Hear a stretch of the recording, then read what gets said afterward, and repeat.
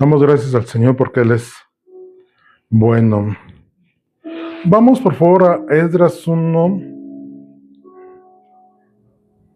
del 1 al 14. Esdras 1, del 1 al 14. Me voy a permitir hacer la lectura. Ajá.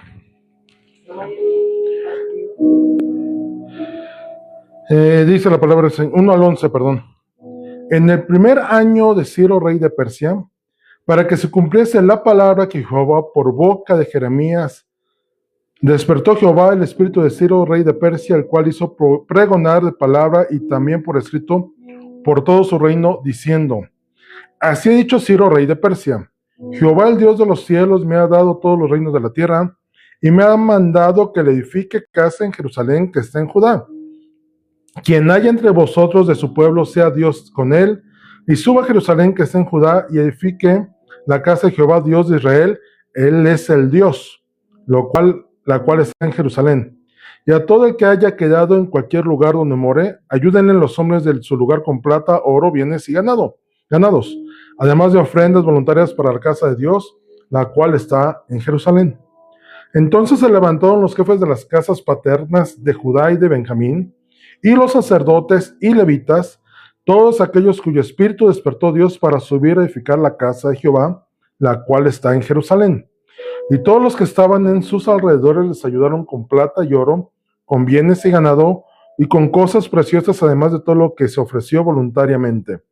Y el rey Ciro sacó los utensilios de la casa de Jehová, que Nabucodonosor había sacado de Jerusalén, y los había puesto en la casa de sus dioses. Lo sacó pues Ciro, rey de Persia, por mano de Mitrídates, tesorero, el cual los dio por cuenta a Sesbazar, príncipe de Judá. Y esa es la cuenta de ellos: 30 tazones de oro, 1000 tazones de plata, 29 cuchillos, 30 tazas de oro, otras 410 tazas de plata, y otros 1000 utensilios. Todos los utensilios de oro y de plata eran 5400. Todos los hizo llevar Sesbazar con los que subieron del cautiverio de Babilonia a Jerusalén. Vamos a orar. Bendito Dios, gracias por tu palabra que nos has dado, por revelarnos, Señor, los secretos de tu corazón. Te rogamos que en esta tarde, Señor, tú abras nuestro entendimiento, nos des conocimiento, nuestro espíritu esté perceptible a recibir, y que podamos hoy recibir esta palabra, hacerla rema en nosotros, ser hacedores y sobre todo entender tu bendita gracia y bondad. En los méritos preciosos de nuestro Señor Jesús. Amén. En esta tarde, esta enseñanza se llama Reconstrucción. Era el restaurador espiritual. Y no lo busques, pero dice allá en Esdras 7 y 10.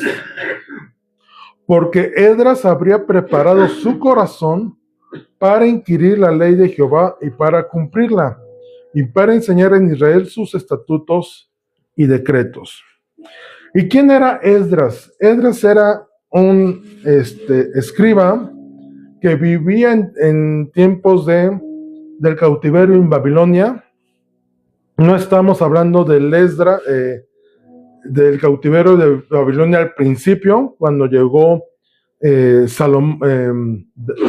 Daniel con Nabucodonosor. Estamos hablando al final del cautiverio, cuando llegó a ser rey Ciro, y por mandato de Dios, por decreto de él, dijo: Dios es Dios de los cielos, y ha llegado el tiempo de que todos regresen a Jerusalén y edifiquen templo allá. De hecho dice: y el Señor me ha mandado a mí. ¿Quién es Ciro? Ciro fue el último rey que alcanzó a estar en los tiempos de Daniel. Si tú lees Daniel abarca desde Nabucodonosor hasta Ciro. De hecho, por ahí en la historia seguramente tuvo cercanía con Esther. Obviamente seguramente conocía a Nehemías, podrá ir Esdras. Entonces, Daniel fue un profeta que estuvo durante todo ese tiempo cerca de la corte.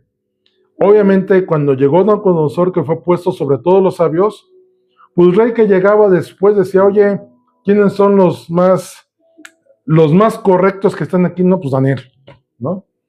Y llegaba otro rey, oye, ¿y quiénes estaban aquí gobernando? Pues entre ellos Daniel, ¿no? Entonces Daniel siempre estaba cerca de la corte.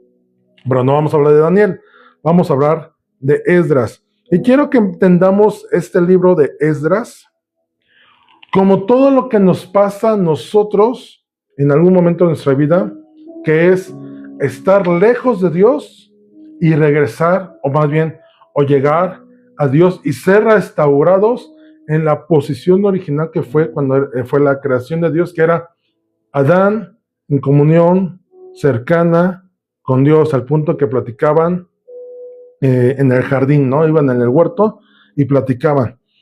Y esa relación que se rompió a causa del pecado es en la cual el Señor Jesús nos vino a restaurar esa posición nuevamente de comunión. Y todo el libro de Esdras viene a ser lo que todos pasamos en nuestra vida, estar lejos y después ser llevados. Entonces, volviendo al punto de Esdras 1:4, les leí ahorita Esdras 7:10, porque es algo importante. Dice que Esdras había preparado su corazón para inquirir la ley de Jehová y cumplirla. Y eso de inquirir es no solamente estudiarla, sino adentrarse, ver cómo aplicaba y entonces él mismo cumplirla. Primero ser él el ejemplo y el hacedor de esta ley para después enseñar a Israel sus estatutos y decretos. Entonces leemos en Esdras 1:1 cómo Ciro, rey de Persia, dice, para que se cumpliese la palabra de Jehová por boca de Jeremías, esto es, no van a estar allá mucho tiempo, van a estar un tiempo. De hecho, Jeremías tenía pleito con los otros profetas, pseudo profetas, porque ellos decían, no, ni te preocupes, en un 2x3 vamos a regresar. Y Jeremías dijo, no, el Señor me dijo que vamos a estar allá cerca de 70 años. Es más, yo les diría a los que vayan para allá, empiezan a bendecir a sus líderes y a los que os gobiernen. ¿Cómo vamos a bendecirlos si nos están esclavizando? Sí, pero tienen que bendecirlos para que les vaya bien, porque no van a regresar pronto. ¿Y por qué esto de no regresar pronto? Porque el pecado que habían cometido como pueblo los había llevado a un correctivo disciplinario amoroso de parte del Señor. Es decir, no entiendes, te he mandado profetas, te he mandado correcciones, te he mandado, no has entendido, pues entonces tengo que disciplinarte. Como un padre amoroso que corrija a su hijo, así Dios agarró a todo Israel y dijo, los voy a llevar a corrección. Quieren seguir de idólatras, quieren seguir menospreciando mi ley, quieren seguir haciendo su voluntad, bueno, entonces van a ser llevados para que sean corregidos. Tienen que aprender. Entonces, estando allá, porque el Señor nunca deja caer su palabra. Si Él dice, voy a hacer, Él no falla. Veíamos el viernes en alguno de los atributos de Dios, los comunicables, los que Dios comparte con el ser humano, y uno de ellos es la lealtad y la veracidad. Dios, palabra que dice, palabra que cumple. Él no es corto. Él no lo dice y después dice, ay, ¿saben que ya lo pensé? Mejor no. Yo prometí que no iba a volver a destruir la tierra con un diluvio, pero ¿saben qué? Siguen de malos, mejor siempre sí lo voy a hacer. Dios no es así. Nos podrá destruir la humanidad, quizá de otra manera si Él quisiera, pero no nuevamente por un diluvio. Entonces, dice, para que se cumpliese la palabra de Jehová por boca de Jeremías, Dios no iba a dejar caer su palabra a tierra. De hecho, en otro pasaje dice, los voy a regresar, pero no porque lo merezcan, sino porque yo di mi palabra que los iba a sacar de cautiverio. Porque si los dejo allá, las naciones van a ser grandiosos dioses en los que confiaba Israel y Judá. Su Dios los sacó de Egipto y los dejó de esclavos en Babilonia. Dice, por amor a mi nombre, los voy a sacar y los voy a regresar a la tierra. Pero ¿cómo lo hizo? A través de un decreto, y un decreto real. Y aquí lo asombroso es que a un inconverso, como el rey Ciro, vino palabra del Señor, dice, y despertó Jehová el espíritu de Ciro, y le hizo pregonar la palabra, y también por escrito por todo el reino, Jehová, el Dios de los cielos, me ha dado todos los reinos de la tierra. Algo importante, este rey sabía que si estaba ahí no era por sus grandes esfuerzos, por sus capacidades o porque se lo heredaron, no. Sabía que era rey de muchas naciones porque Dios así lo había establecido. Y se me ha mandado que edifique casa en Jerusalén a Dios. Dice que estoy buscando el pasaje donde dice, y edifique la casa de Jehová, o sea, de Yahweh, Dios de Israel, o sea, la suma autoridad de deidad divina. Y entre paréntesis dice, Él es el Dios. Y esto es como decir, Él es Dios de dioses. Él es el que está sobre todo. Yahweh, que recordemos que Yahweh es el nombre de Dios personal del Padre Eterno, su nombre es Yahweh, y Dios es un título en el cual está diciendo su nombre del Dios Altísimo es Yahweh, para que no haya confusión. Pero la confirmación del mismo Ciro dice, Él es el Dios. Entonces, esta connotación viene a decir que Ciro había entendido el propósito, y de hecho, si recuerdan la semana pasada que hablábamos mucho del templo, que es la representación o la sombra en el Antiguo Testamento de Jesús en el Nuevo Testamento que ahora habita en nosotros, Ciro entendió esta parte de la importancia del templo y entonces emite un decreto. ¿Qué es un decreto? Es un juicio u orden emitida por una autoridad competente. No cualquiera puede emitir un decreto, sino alguien que tiene la autoridad para hacerlo. Es una decisión con fuerza obligatoria. Es un mandato que sí o sí se tiene que cumplir. Con carácter normativo, o sea, establecer reglas generales o particular, resuelve un caso en específico. En ese caso aplica las dos. Dice, todos los que sean del pueblo de Israel pueden regresar a su tierra. Y particular, dice, resuelve un caso en específico con el pueblo de Israel. ¿Por qué? Porque no fue una ley para todos los reinos. Imagínate que a todos los reinos les hubieran dicho, cada quien regresa a su tierra. No, pues no. Exclusivamente la indicación era para el pueblo de Israel, ¿no? Ahora, cuando es un decreto divino, es un plan soberano de Dios que preordena todo lo que sucede en la soberanía de Dios. Se entiende como la voluntad eterna, inmutable y perfecta para todas las cosas. Dios estableciendo lo que va a hacer. Cuando Él dijo a través de Jeremías, los voy a regresar, hizo un decreto y que se tiene que sí o sí cumplir. Entonces, Dios cumplió la promesa, lo puso en el corazón del rey Ciro, y específicamente la reconstrucción de la casa de Dios en Jerusalén, o sea, el templo. Todos los del pueblo irían con la bendición de Dios. Fíjate qué interesante, el mismo rey los bendijo. Todo el que quiera ahí va a ser bendecido. Y no solamente eso, sino dio una orden de que todos aportaran para las provisiones del viaje y para el sustento de hacer el templo. ¿Qué es lo que ocurre? Vamos a empezar con esa semejanza en la vida del ser humano. Dios planeó la salvación del hombre.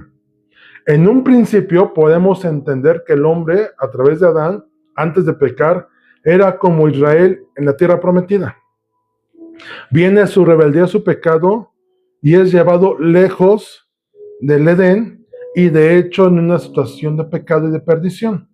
De hecho, por eso es que todos estamos destituidos de la gloria de Dios, porque estábamos en una posición y a causa de la rebeldía del hombre fuimos quitados de ahí. Una destitución no es lo mismo que un despido. Cuando alguien lo despide en un trabajo, le quitan todos los beneficios y lo sacan en ese caso, el hombre no fue despedido, fue destituido. Hagan de cuenta que es un director quitado del puesto, le quitaron todas sus obligaciones, lo bajaron del rango, pero sigue estando dentro de. Entonces, de hecho, las destituciones aún en el ejército no son bien vistas, son vergonzosas, porque prácticamente es, mejor córreme, pero no me bajes ni de posición ni el sueldo, ¿no? Hablando en un trabajo. Eso se irá a destituir. Entonces, es como el que es capitán y lo bajan al soldado raso. Dice, no, pues mejor me salgo, mejor me voy del ejército, porque es una posición no conveniente en cuanto a que es fácil que alguien emita juicio y decir, tú que eras el capitán y mira dónde estás ahora. Tú que te crees muy poderoso, serás el director y ahora eres el office boy, ¿no? Creo que ya no existe la posición de office boy, pero bueno. Entonces, ¿qué es lo que ocurre con Dios?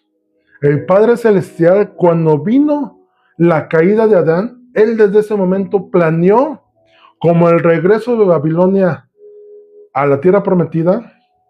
Él planeó el regreso del ser humano, de la humanidad, a reconciliación con Él. Vamos a Efesios 1:4, por favor.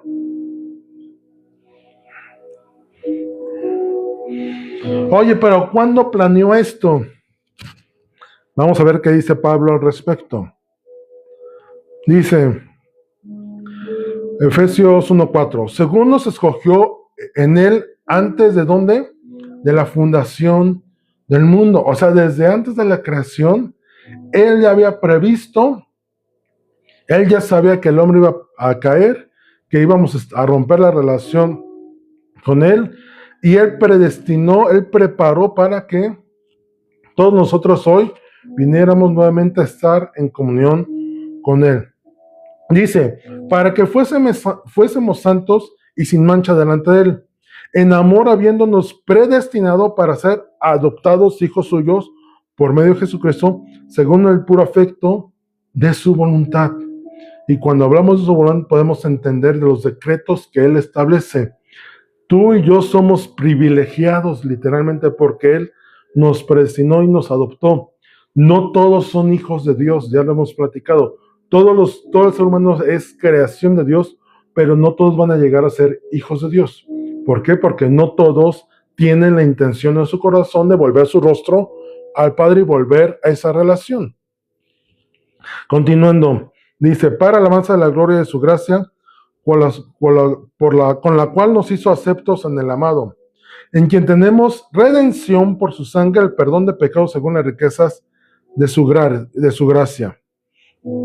Entonces podemos ver, ahí puedes seguir leyendo hasta el versículo 14, que Él nos hizo herederos y nos predestinó. Y eso de predestinar es que desde antes de la fundación del mundo, desde antes de la creación, Él ya tenía un plan para regresarnos como si fuéramos de Babilonia nuevamente a la tierra prometida, que es su presencia.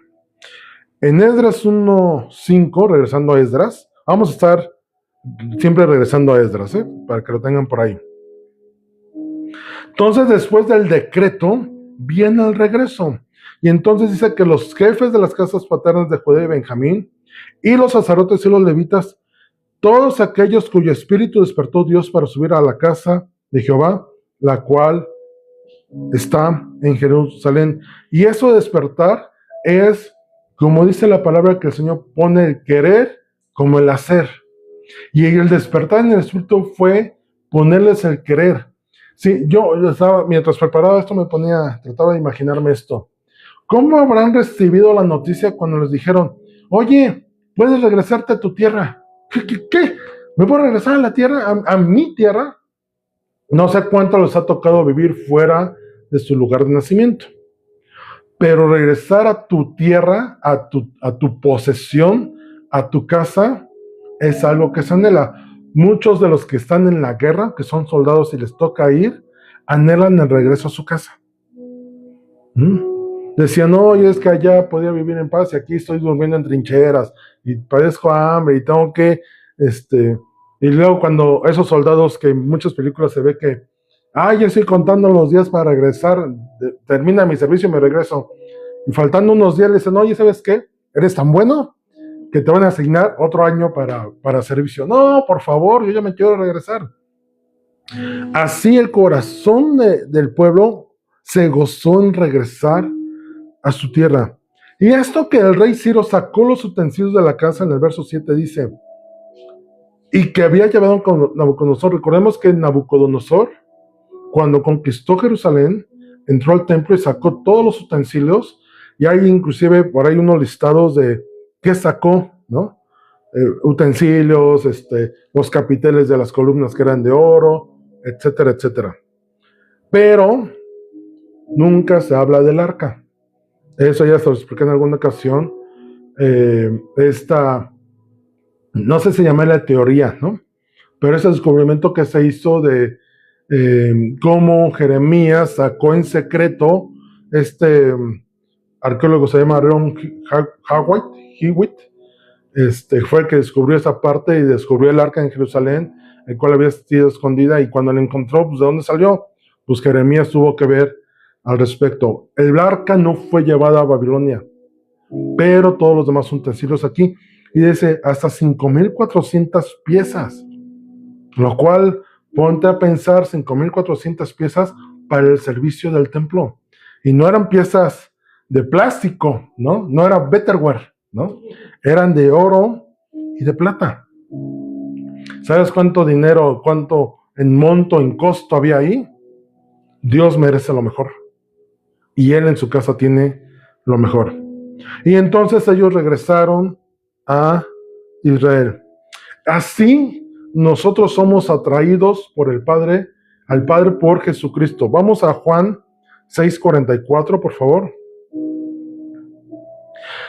Recuerda esto, el Señor les puso en el corazón, despertó su corazón. ¿Cuántas veces nosotros lejos de Cristo, o aquellos que han estado en Cristo y se han alejado, les ocurre lo mismo como esto? Porque esto aplica para los dos, para los que no han conocido a Dios, o los que conocieron a Dios y se apartaron y vuelven a regresar. Dios tocó su espíritu, los despertó, dice. ¿Qué dice Juan 6:44? Ninguno puede venir a mí si el Padre que me envió no le trajese, y yo le resucitaré en el día postrero. Escrito está en los profetas, y serán todos enseñados por Dios. Así que todo aquel que oyó al Padre y aprendió de él, viene a mí. Recordemos que Jesús es el templo, y todos iban a regresar al templo en Jerusalén para reconstruirlo. No que alguno haya visto al Padre, sino que aquel que vino de Dios, ha visto al Padre. De cierto os digo, el que cree en mí tiene vida eterna. Yo soy el pan de vida. Recordemos que nosotros no venimos al Padre de nuestras fuerzas o nuestras intenciones. Esto es porque somos atraídos por Él a través del Señor Jesús. La semana pasada creo que les hacía esta pregunta. ¿Hoy una persona que sea cumplidora de la ley de Dios y tema a Dios puede tener salvación sin reconocer al Señor Jesús? No. Tienes que aceptar y reconocer el sacrificio del Señor Jesús en la cruz para conocer al Padre. De otra forma, te estás engañando, no estás conociendo al Padre. Por más que cumpla la ley, no estás conociendo al Padre. Es ilógico que ames al Padre, pero no ames a su Hijo. En una relación que alguna persona pueda tener con una pareja que ya tenga hijos, es ilógico, te amo a ti, pero no amo a tus hijos. Quiero todo contigo, pero a tus hijos los vamos a mandar a un internado en el extranjero. Es imposible. ¿Qué te va a decir el hombre o la mujer con sus hijos? ¿Sabes qué? Me quedo con mis hijos. Gracias por participar. Next, ¿no? Así el Padre, por más que tú le busques, ¿cómo se sentiría el Padre Celestial cuando quieres agradarlo a Él y Él te dice, voltea a ver a mi hijo?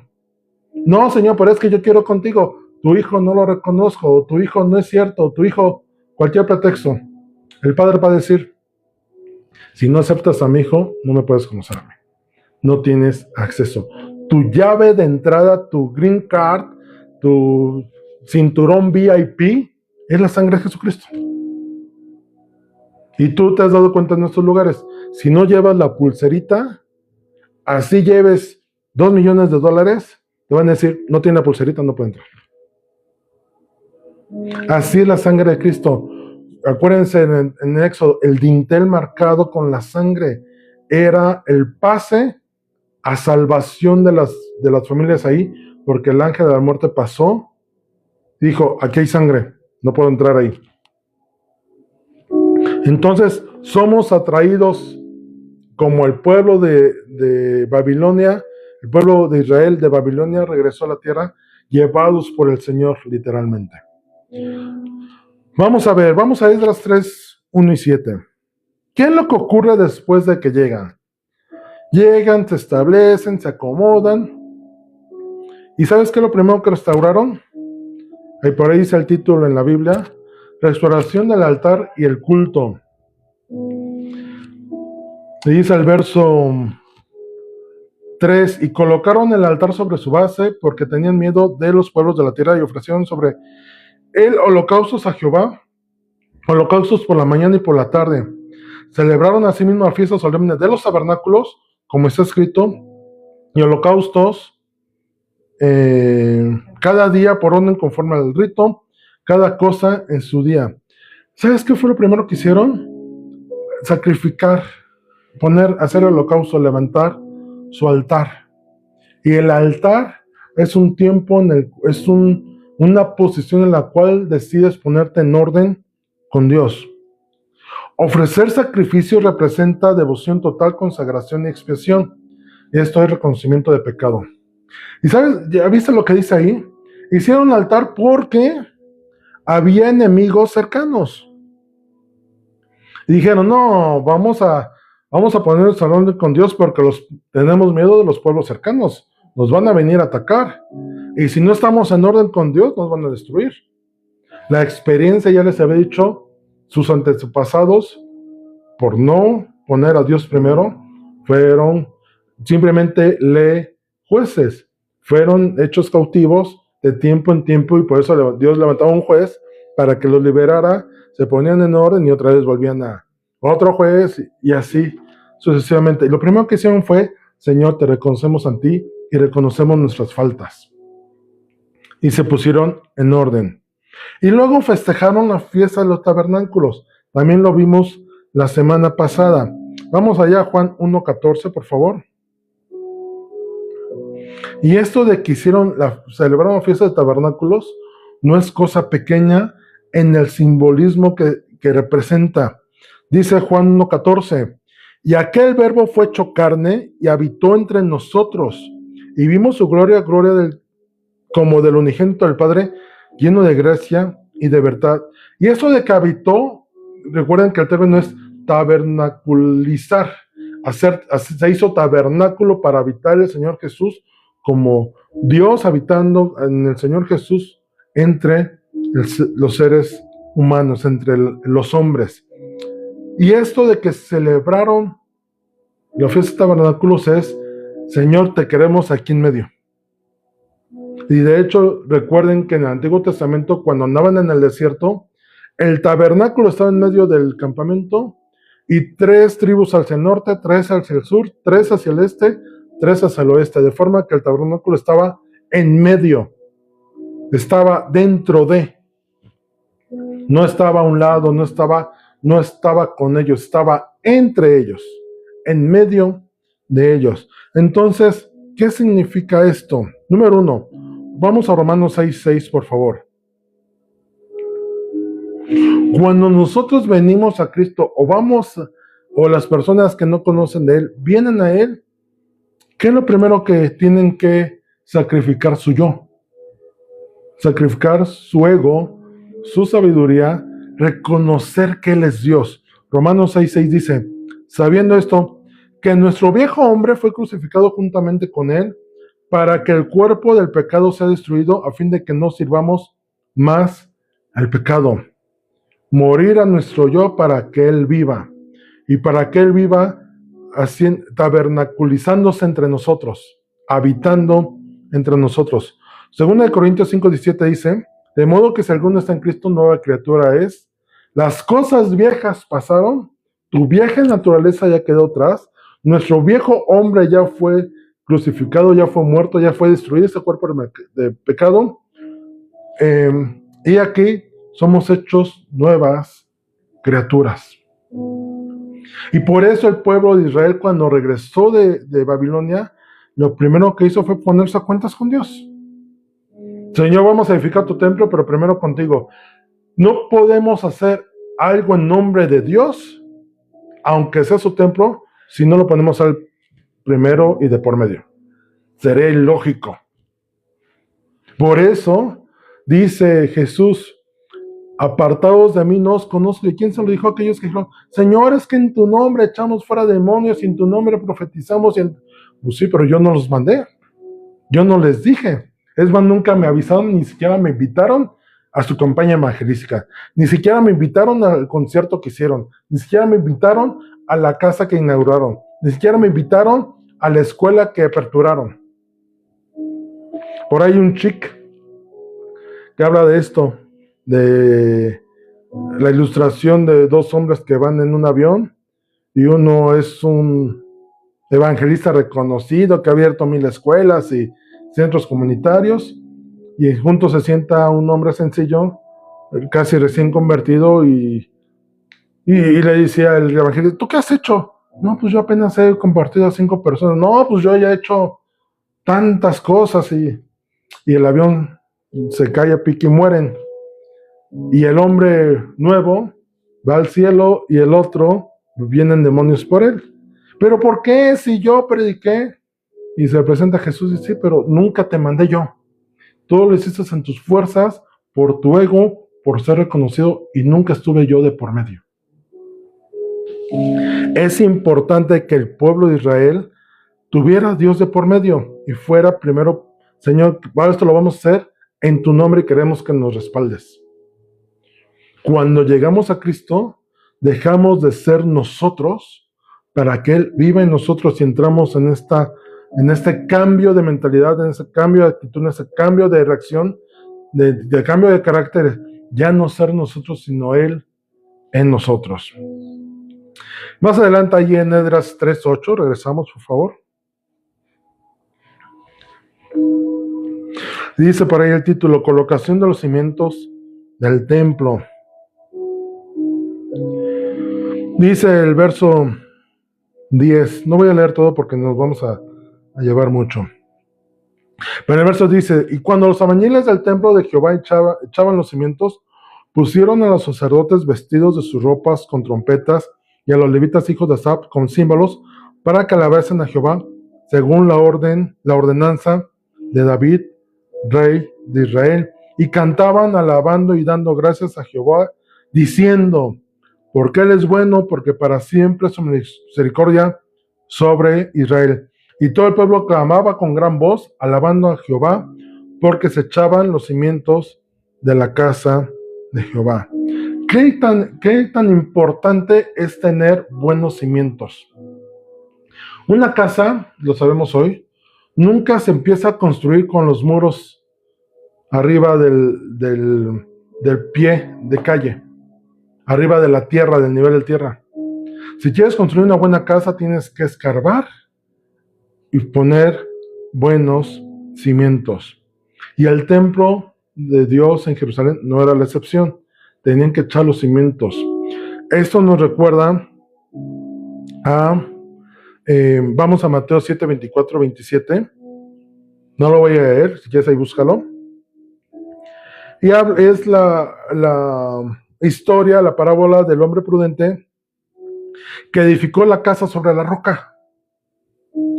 Descendió lluvia, vinieron ríos, se soplaron vientos y golpearon contra aquella casa, y no cayó porque estaba fundada sobre la roca, tenía cimientos firmes.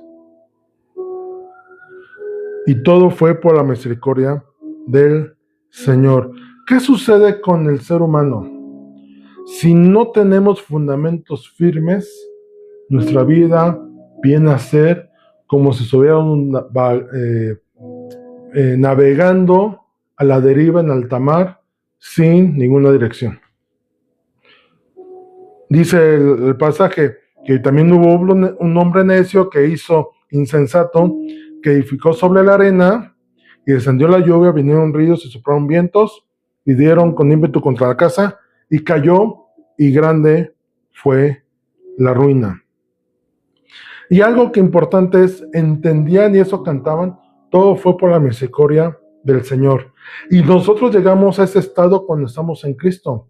Porque si hubiera sido, ya lo comentaba el otro día, no puede haber misericordia si no hay manifestación de justicia. Y la justicia está sobre, la misericordia está sobre la justicia, porque la justicia te puede decir, tú eres digno de morir. Y la misericordia dice, sí, pero no quiero que muera. Yo le doy vida. Cuando llegamos a Cristo, eso ocurre. La paga del pecado con el cual vivíamos nos llevaba a morir. Y Jesús, a través de su sacrificio en la cruz, dijo, sí, pero yo te doy misericordia. De gracia decido salvarte. Entiendo tu situación, pero mira, yo he pagado el precio para redimirte. El pueblo de Israel estaba en la misma posición. Tenía que poner fundamentos firmes para crecer. Cuando llegamos a Cristo tenemos que poner fundamentos firmes para cambiar nuestro estilo de vida. Y obviamente gozarnos en Él. El sacrificio del Señor Jesús, si bien lo podemos conmemorar con sumo respeto y reverencia, también es motivo de júbilo y celebración. Cuando el hijo pródigo regresa con el padre lo recibe y ¿qué es lo primero que hizo? Fiesta. Eso que se había perdido se ha salvado. Así la salvación del Señor cuando Jesús viene a ser la piedra angular de nuestra vida. Por eso dice que todos celebraban con júbilo. De hecho, y esto voy a leer, no me voy a adelantar porque eso lo quiero tocar. Ahí adelantito en Éxodo 3, 12 y 13 dice, y muchos sacerdotes de los levitas y de los jefes de las casas paternas, ancianos que habían visto la casa primera, viendo echar los cimientos de esa casa, lloraban en alta voz, mientras muchos otros daban grandes gritos de alegría, y no podían distinguir el pueblo el clamor de los gritos de alegría, de la voz de lloro, porque clamaba el pueblo con gran júbilo, y se oía el ruido hasta de lejos. Había gente que ya era muy anciana, mayor de edad, que les tocó estos 70 años de cautiverio. Habían estado en el templo antes de Nabucodonosor, un Daniel, por ejemplo, y entonces vieron la destrucción del templo y les toca regresar y volver a ver cómo son echados los cimientos para construir nuevamente el templo.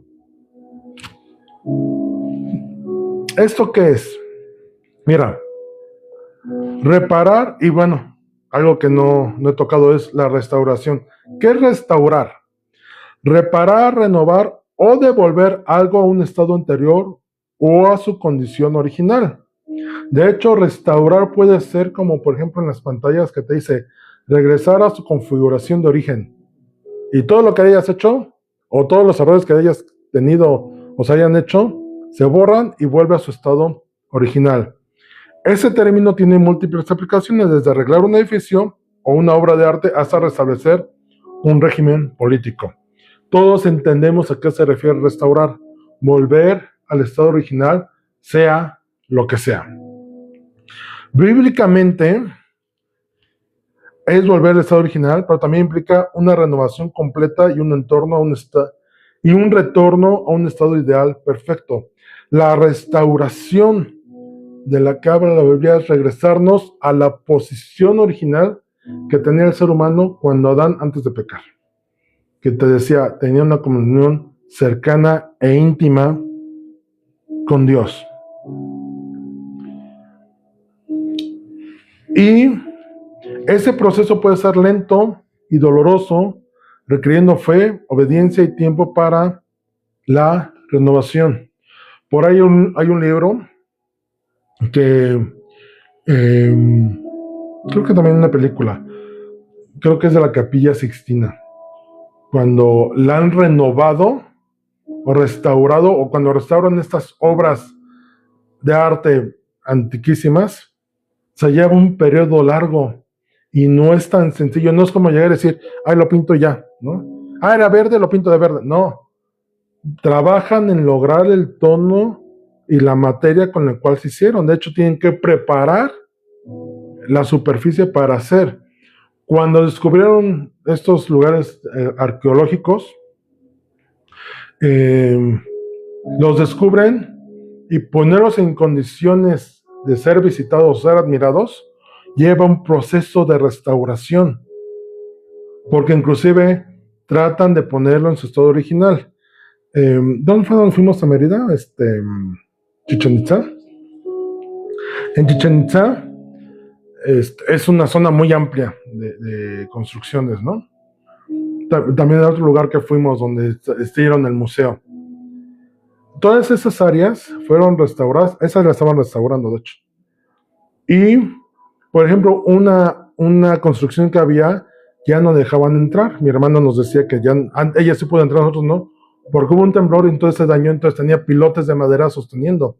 Tenían que hacer un trabajo de restauración para que fuera posible que no se cayera, ¿no? Literalmente. Lleva un proceso. La vida de nosotros al ser restaurados lleva un proceso. ¿Dios podría cambiar y regresarnos a nuestro estado natural de una? Sí, es Dios. ¿Podría hacerlo? Sí, pero nosotros no tenemos la capacidad. Tiene que ir tratando con, y eso lo he representado mucho, es como si nosotros fuéramos una naranja y Dios va sacando gajo por gajo, saca un gajo, lo limpia, lo perfecciona y nos lo regresa.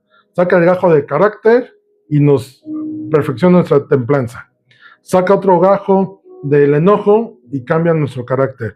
Saca el de la pasividad y nos perfecciona y nos hace activos. Y así sucesivamente todo el corazón, todo lo que somos nosotros. Es un proceso doloroso y lento.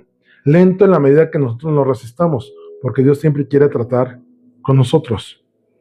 Entonces, cuando ellos vieron estos levitas y sacerdotes ancianos que estaban echando y restaurando los cimientos, se echaron a llorar de alegría, porque decían, vamos a volver a ver el templo como estuvo antes.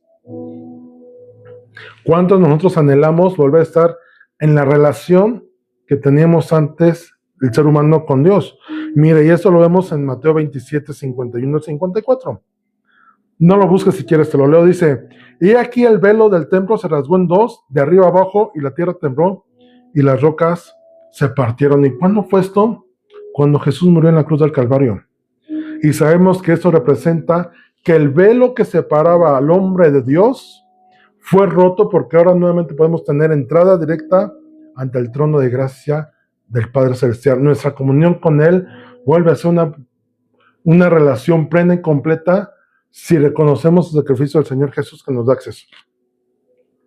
Y por eso nosotros regresamos también a ser restaurados a la posición original. Primera de Juan 1, 6 y 7.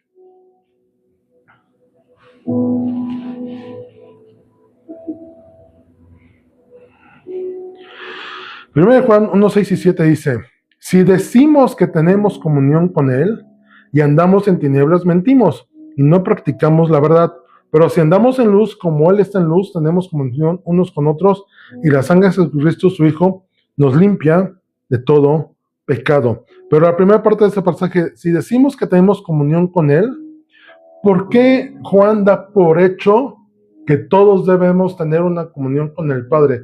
Porque fue lo que se restauró a través del Señor Jesús. Por eso Él es nuestro restaurador.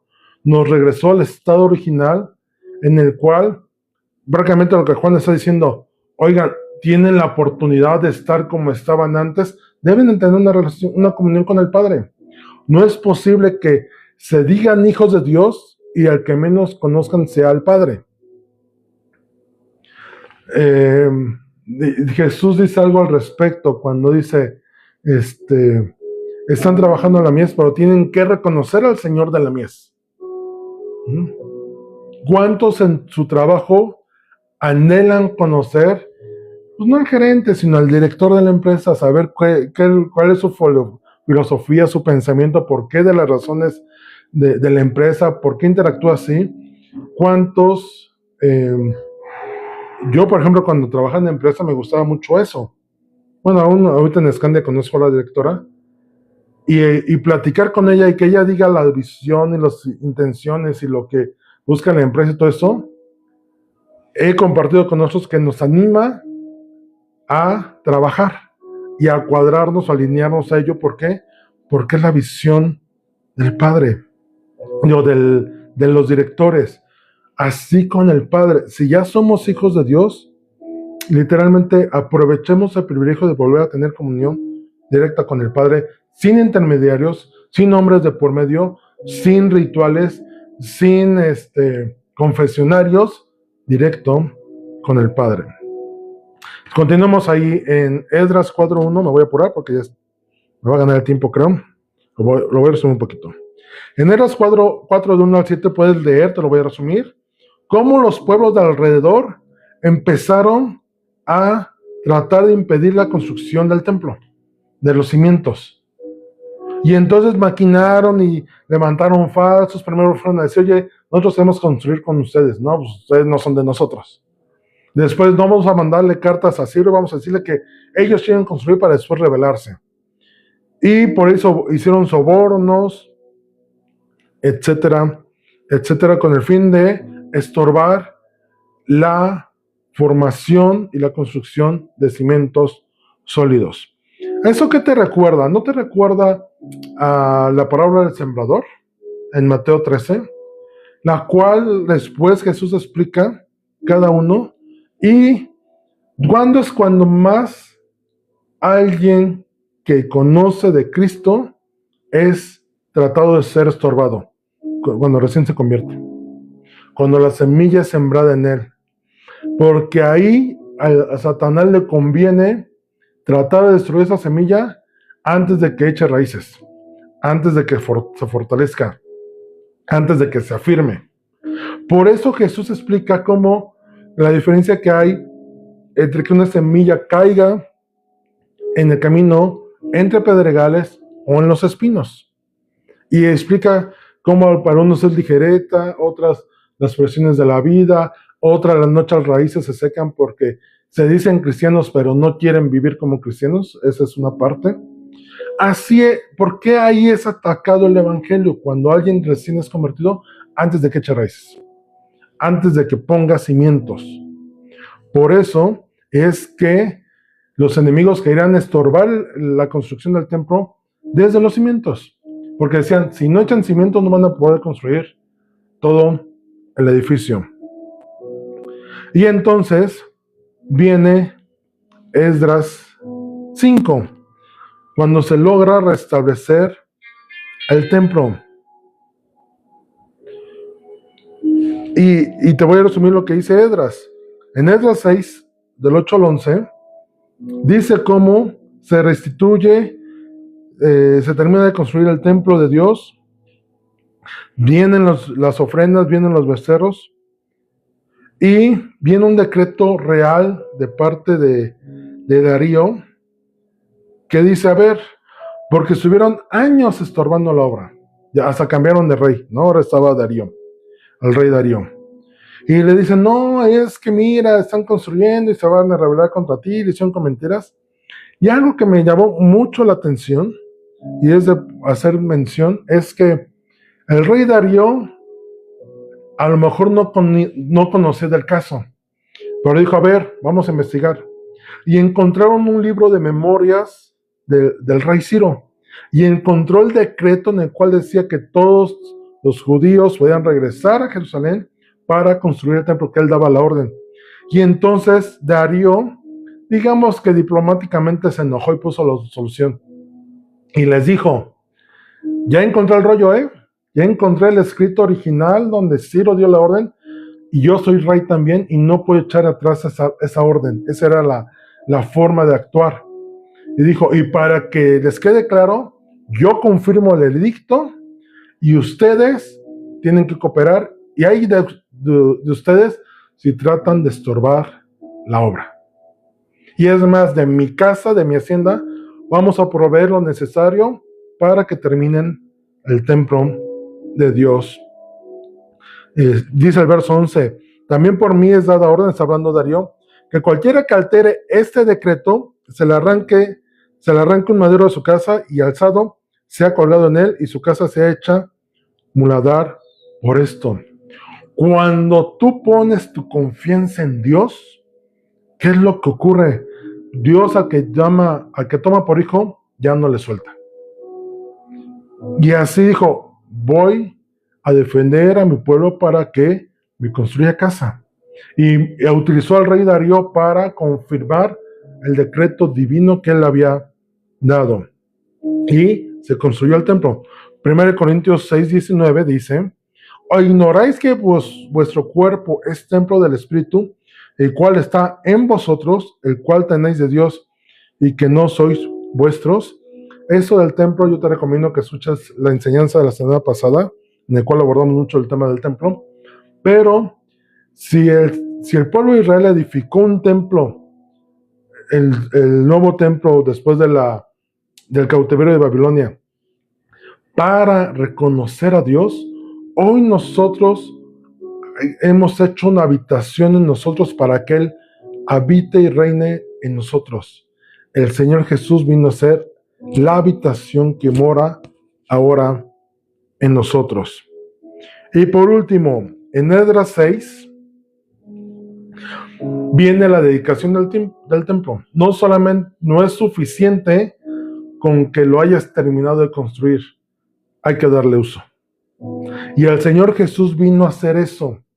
Cuando nosotros estamos dentro del cuerpo de Cristo, nos hemos afirmado y entonces empezamos a servir y enseñar y a vivir en santidad. Esdras 6:16 dice, entonces los hijos de Israel, los sacerdotes, los levitas y los demás que habían venido de la cautividad, hicieron la dedicación de esta casa de Dios con gozo. En la semana pasada vimos cómo fue la dedicación de Salomón del templo, que inclusive hizo una oración que hasta el día de hoy sus palabras siguen estando presentes. Si se humillara mi pueblo sobre el cual el nombre es invocado, y oraren y buscaren mi rostro y se convirtieran de sus malos caminos, dice el Señor, entonces yo oiré desde los cielos, perdonaré sus pecados y sanaré su tierra. Y esta respuesta de Dios fue por la dedicación que hizo Salomón del templo. Aquí no se desglosa tanto cómo fue la dedicación, pero sí hubo gran gozo, júbilo, sacrificios, y todo el pueblo se alegró. Esdras 7:25-26 dice, y tú, Esdras, conforme a la sabiduría que tienes de tu Dios, pon jueces y gobernadores que gobiernen a todo el pueblo que está al otro lado del río, y todos los que conocen las leyes de tu Dios, y al que no las conozcas, les enseñarás. Nosotros, como hijos de Dios, ya después de que el Señor se estableció en nosotros, estamos llamados a servir, a ser constituidos. Por eso dice Pablo, respecto a los dones dados por el Señor y los ministerios, que todos fuimos capacitados por dones del Espíritu para edificación del cuerpo de Cristo. Romanos 12:1-2, y dice, así que, hermanos, os ruego por la misericordia de Dios, que presentéis vuestros cuerpos en sacrificio vivo, santo, agradable a Dios, que es vuestro culto racional. No os conforméis a este siglo, sino transformaos por medio de la renovación de vuestro entendimiento. Esto es, que somos enseñados. Tenemos que ser cambiados en nuestra mente, enseñados por el Espíritu a no ver las cosas como el mundo dice que las veamos. Por eso somos renovados en nuestro entendimiento, para que comprobéis cuál sea la buena voluntad de Dios, agradable y perfecta. Y por último, dice ahí en Esdras, hay una oración en Esdras 9, que el pueblo, después de haber edificado el templo, sigue teniendo ciertas prácticas incorrectas. Y en el verso 6 dice, Esdras está orando. ¿Y qué oraciones? El otro día platicaba con mi mamá, decía, oye, la oración de Nehemías, qué bonita. Bueno, la de Esdras no se queda atrás. Dice, verso 6, Dios mío, confuso y avergonzado estoy para levantar, oh Dios, mi rostro a ti, porque nuestras iniquidades se han multiplicado sobre nuestra cabeza, y nuestros delitos han crecido hasta el cielo. 1 Pedro 1:15-16 dice, sino como aquel que os llamó es santo, sed también vosotros santos en toda vuestra manera de vivir, porque escrito está, sed santos porque yo soy santo. Al pueblo de Israel, aún después de haber reedificado y dedicado el templo, Esdras les hace un señalamiento muy fuerte. Dicen, ¿qué están haciendo? No pueden estar en pecado. Corrijan lo que tengan que corregir para que no muramos. Después llega Nehemías, y eso lo vamos a la próxima semana. Pero Nehemías también hace una oración muy semejante. Dice, ¿qué están haciendo teniendo de esclavos a sus propios hermanos? Dice, eso a Dios no le agrada. Estamos en contra de la ley. Pero eso la próxima semana. Pero Esdras les está corrigiendo y dice, ¿qué están haciendo casados con mujeres de otras naciones? Cuando saben que no es correcto. Salomón, de hecho, por eso cayó.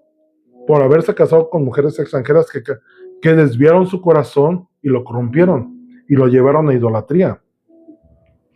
Esdras es un llamado a santidad. Ya edificaron el templo, guárdense en santidad, sirviendo y enseñando lo que habéis aprendido. Y esa indicación al pueblo de Israel aplica para nosotros. Si ya recibiste a Cristo Jesús en tu corazón, sírvele, enseña y vive en santidad. Y podemos ver cómo todo el libro de Esdras viene a ser una analogía de la vida del hombre respecto a su venida al conocimiento de Cristo, en ser restaurados de nuestra esclavitud de Babilonia, a ser llevados nuevamente a la tierra prometida para edificar el templo de Dios. Y edificar el templo de Dios es haber hallado gracia delante de Él, porque Él quiere tener una relación cercana contigo. Si tú has andado lejos o has andado frío, la invitación esta tarde es esta: regresa, sal de tu cautiverio de Babilonia y edifica templo a Dios en tu corazón. Y si tú no conoces de Cristo, pero sabes que necesitas de Él y has sentido un llamado en tu corazón, no dudes en caminar reconociendo a Cristo Jesús como Señor y Salvador, y que Él venga a ser el centro y a crear una habitación en ti para que el Padre viva ahora para ti. Vamos a orar. Bendito Dios, Padre Celestial, te damos gracias por tu misericordia y tu bondad en nuestras vidas. Gracias, Dios, porque cuando no éramos nada, tú nos llamaste y nos constituiste tus hijos. Desde antes de la creación, tú tuviste a bien conocernos por nombre, predestinarnos, apartarnos y llamarnos sus hijos.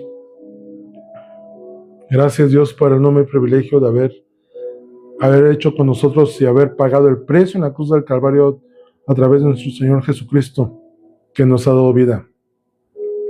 Perdónanos, Señor, cuando nuestras maldades y nuestros pecados nos han hecho merecedores de haber sido llevados a Babilonia.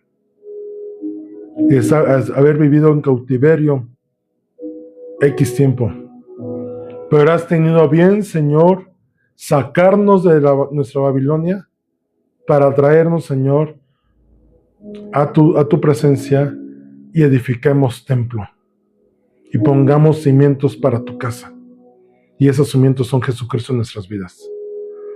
Padre, no podemos conocerte si no es por el Señor Jesús. No podemos edificarte un templo, una habitación, si Jesús no es el fundamento de él. Gracias, Señor Jesús, por vivir en nosotros, morar en nosotros y hacernos conocer al Padre. Señor, gracias porque en medio de las dificultades y las adversidades y que el enemigo ha querido estorbar la edificación, que ha querido estorbar nuestro afirmamiento en ti, que ha querido estorbar nuestro crecimiento en ti, por tu gracia, Señor, estamos firmes, te conocemos y anhelamos hacer más, Señor, servirte, enseñar, dar de gracia a lo que hemos recibido de gracia y vivir en santidad. Ayúdanos, Señor, a guardarnos para ti hasta tu venida, cuando seamos transformados y seamos llevados contigo. Padre, anhelamos ese momento, pero mientras queremos que tu habitación sea reedificada en nosotros, sea firme en nosotros. Y Señor, que al restaurar nuevamente la relación original que había de una comunión plena, completa y en todos los sentidos contigo cercana, Señor, permítanos así vivir diario. Sacúdenos, Señor, despierta los corazones, despierta los espíritus de las personas que están adormiladas. Señor, que regresen a ti. Que los estorbos y esos enemigos que se quieren levantar, Señor, tú emitas un decreto divino en el cual ellos sean estorbados y la obra de tu Hijo Jesucristo en cada uno de los corazones se lleve a cabo completa y hasta el final y sea dedicado, Señor, cada vida en ti. Señor, te rogamos en este momento por los que no están y que pueden estar pasando por una circunstancia así. Afírmalos en ti.